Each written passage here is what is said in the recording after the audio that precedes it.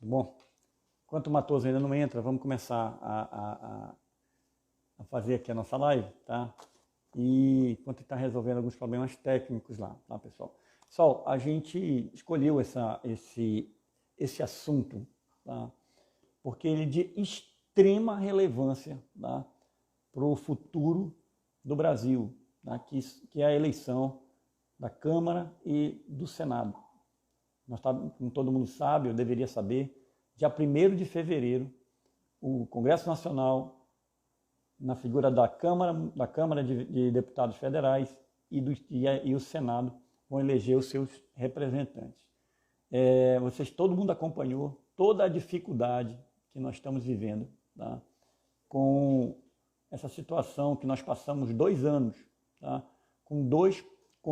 Tanto o presidente da Câmara como o do Senado Federal, pessoas que eu não vou dizer que nem são patriotas, são pessoas que têm um seu projeto de poder, e esse projeto ele está acima da vontade da população. Tá? É uma coisa assim, bem diferenciada. Tá? Então, no caso do Congresso Nacional, nós temos a figura do Rodrigo Maia. Tá? Paulo, quem é Rodrigo Maia? Tá? Pessoal, Rodrigo Maia, para quem tem um mínimo de lembrança, tá?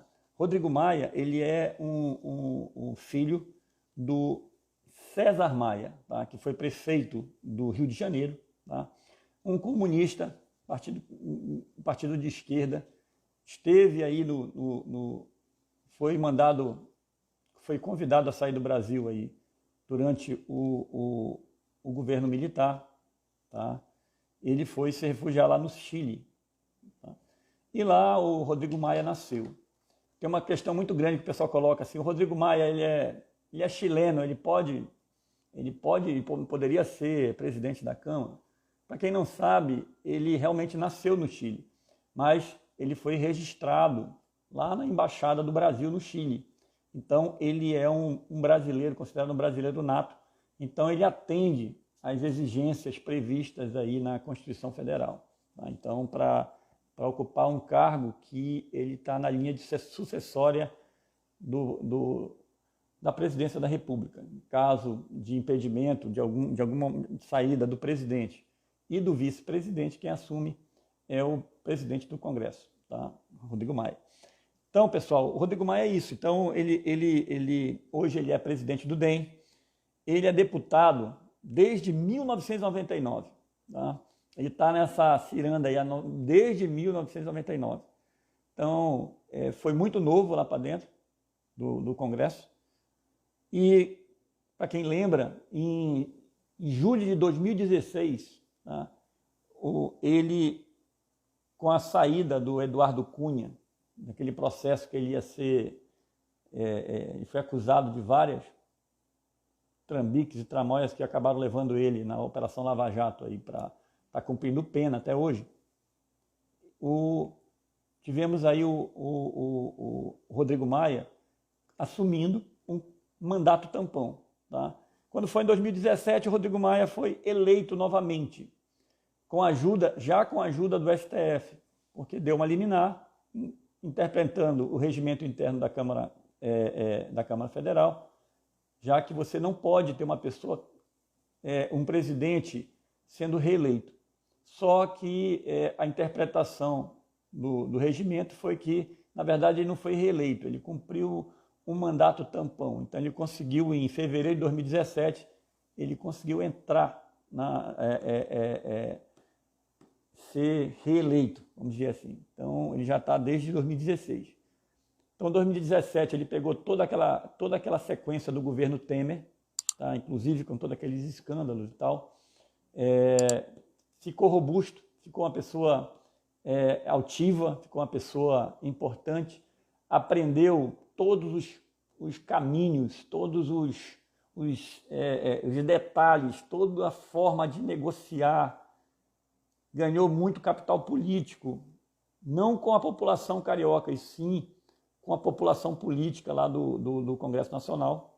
Tá? E daí para frente, culminou dele estar no lugar certo na hora certa, ou seja, ele acabou sendo reeleito no mandato lá junto, em 2018, na mesma legislatura do Jair Bolsonaro. Bolsonaro se elegeu presidente e o Rodrigo Maia, no apagar das luzes, conseguiu também, com um pouco mais de 73 mil votos, se eleger lá no Rio de Janeiro. E ele se elegendo, ele concorreu imediatamente aí à presidência da Câmara.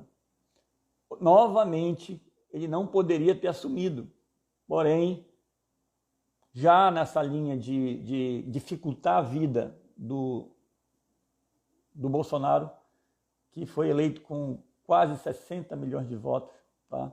Esses que foram contabilizados, nem vou falar aí dos possíveis votos que podem ter sido surrupiados do presidente, são as suspeitas, né? Tem muitas suspeitas nessa eleição.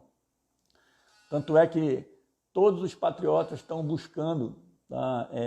A todo momento, a nossa pauta hoje é o voto auditável, aquele voto que você pode conferir depois. Não é o voto que você leva o comprovante para casa, impresso, não. É o auditável.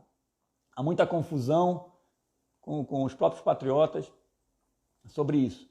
O voto auditável é aquele que tem a impressora lá do lado, tá? Você consegue ter um visor, você vê o seu voto, o que é que foi impresso, você dá uma conferida antes, audita ele e ele cai numa urna interna, lá separada.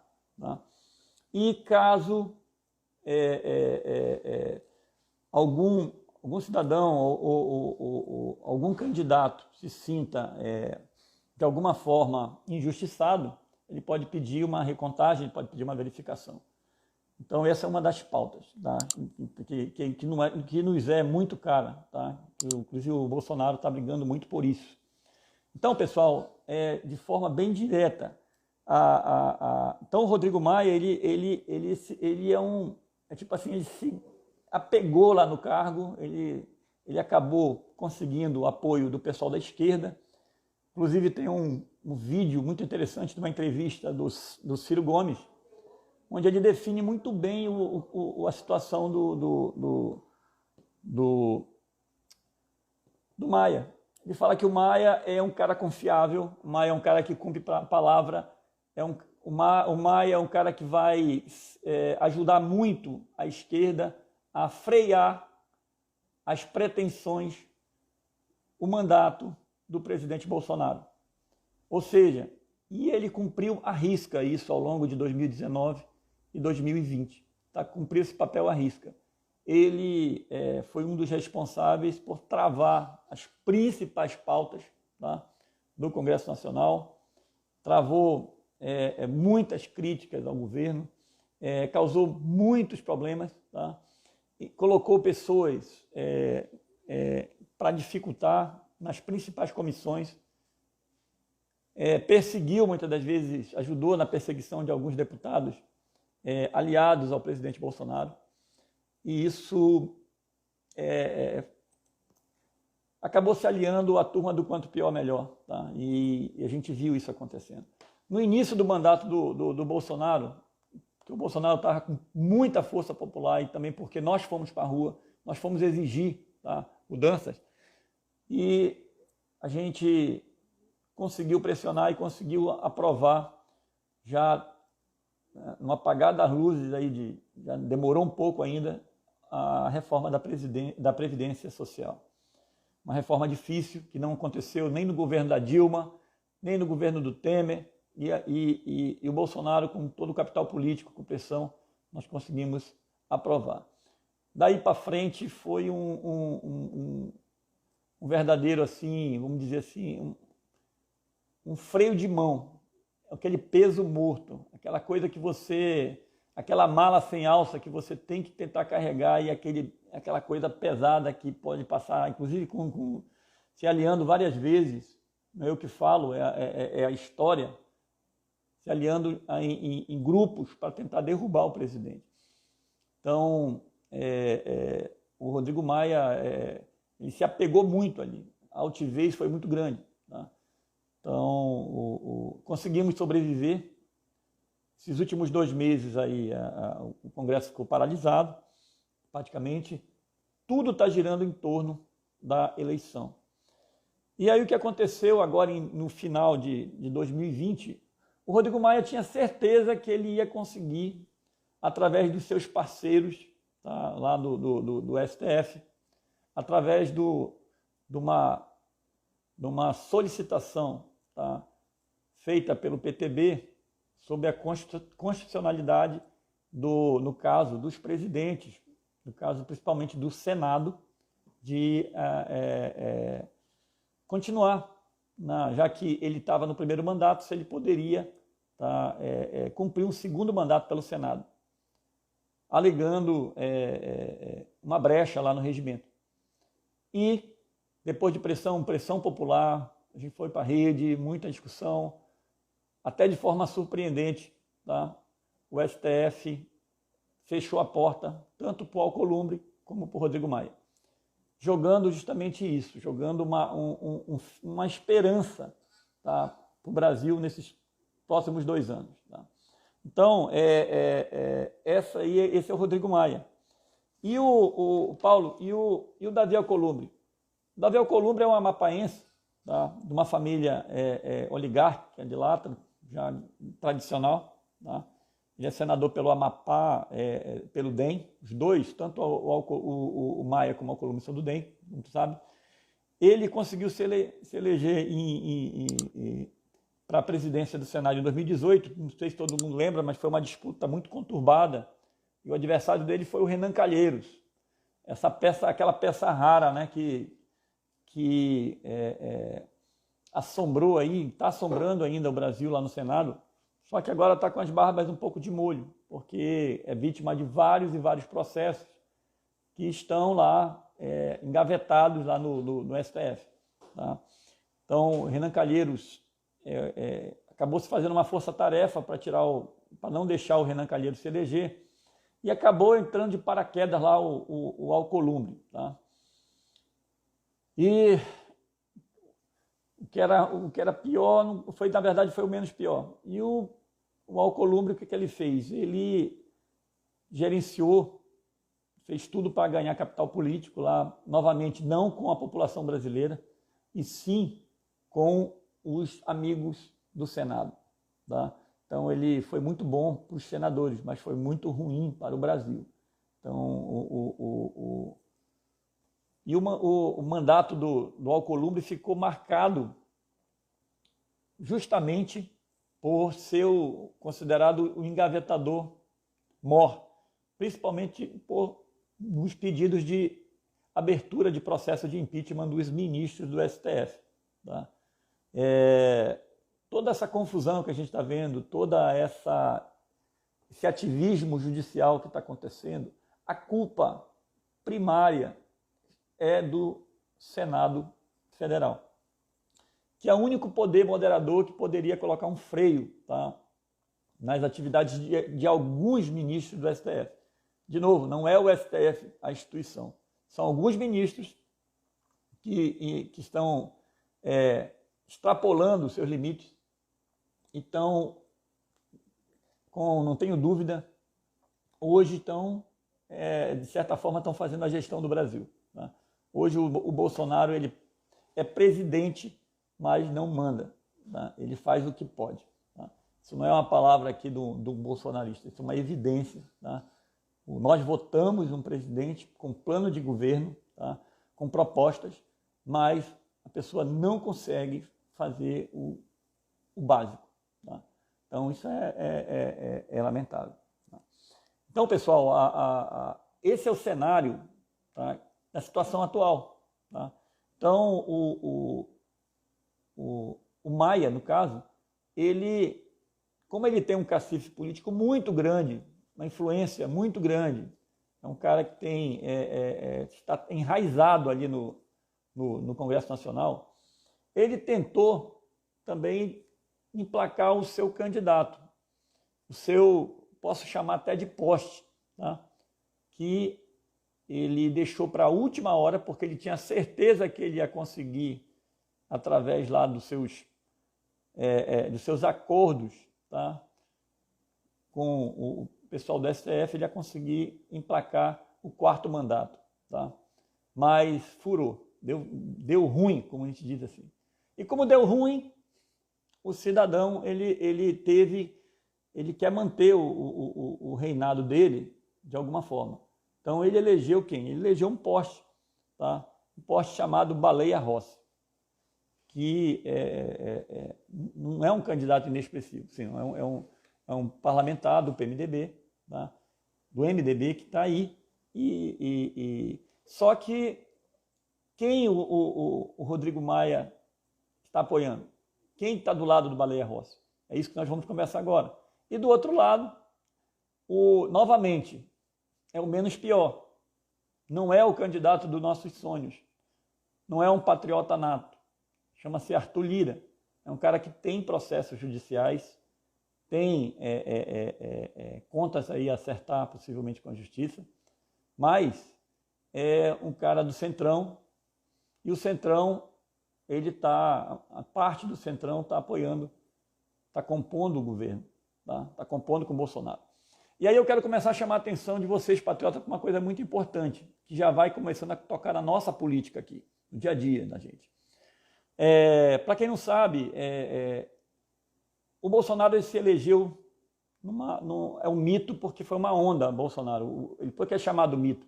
Porque ele conseguiu se eleger contra tudo e contra todos, sem tempo de TV, com baixíssimo valor de campanha política, sem gastar dinheiro, praticamente com o celular, através de live, e caminhando pelo Brasil, tá?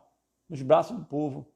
O cara que tentaram parar ele com uma facada, quase foi assassinado. E ele foi carregado realmente na eleição pelos patriotas.